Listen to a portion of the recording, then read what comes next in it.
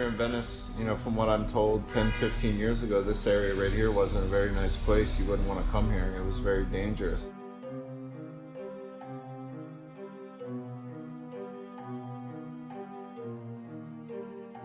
It's a good aspect that, you know, you're not going to get shot out front of the shop these days. It's probably going to end up losing its identity if all these corporations move in and buy everything up. It's going to become like a stronghold for them, you know. I've even heard people talk around here, they say the boardwalk might not even be here years from now. You know, the Rooster Fish, that was the gay bar that was on Abbot Kinney. They were there since the 70s. They shut down because their rent skyrocketed. Venice Originals, they were here for a long time. You know, which I can't blame them. If I was owning a building like this and someone's going to offer me $100 million for a building, I'd probably take it too. Everyone ends up having to leave because they're going to make it just their community a stronghold of all corporations. It's going to lose its identity. You know, if that boardwalk goes, that is Venice. You know, people come from all over the world just for that boardwalk.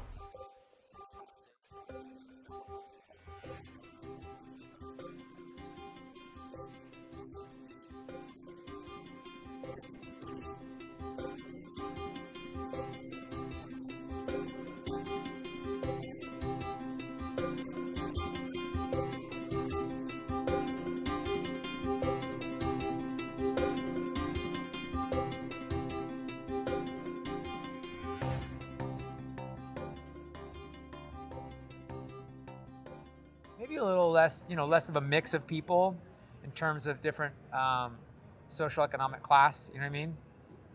So I think the aesthetic is it's heading towards Starbucks a little bit, which, I mean, in Starbucks, I'm not saying they're evil or anything, I'm just saying there is something to lost character-wise. Venice is kind of noisy though, that's for sure. I live right on the boardwalk. It's very hard to sleep sometimes.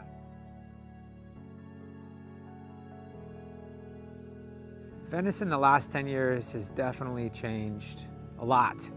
And, Venice is kind of known for where art meets crime. I don't know if you've ever seen those t-shirts. I think they're pretty good. You have a lot of homeless here. You have a lot of people that are hippies that have been here since the 60s that are living that lifestyle. But then you have people that are successful or famous actors, and they're kind of like commingling. There's so much money coming in that it's becoming the point where if you're trying to invest, you're trying to protect your investment, there's this battle between property owners and people who are homeless or that are living in the streets. But then there's also the battle of, I just want to live my life and not be bothered and be free. I don't have to want to pay rent. So there's this weird polarization that's happening.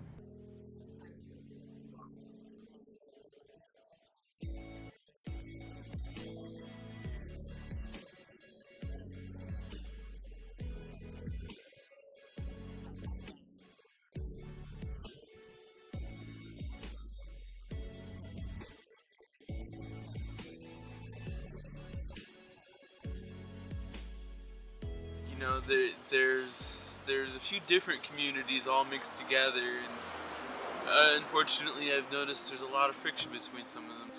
You know, there's the group that call themselves the Dirty Kids. There's the younger group that they refer to themselves as travelers. They just kind of go around. Then there's the people that have just been out here living the lifestyle for a while. There's street artists who live mostly homeless. Unfortunately, a lot of the local businesses, they just kind of lump us all in together as one group, as homeless.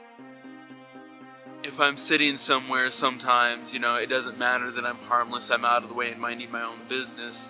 Sometimes I'll get harassed because they just see me like homeless and they associate me with the ones who tear up the place or vandalize. The places that they particularly prefer us to be are not safe for those of us who are actually just trying to live our lives. It's like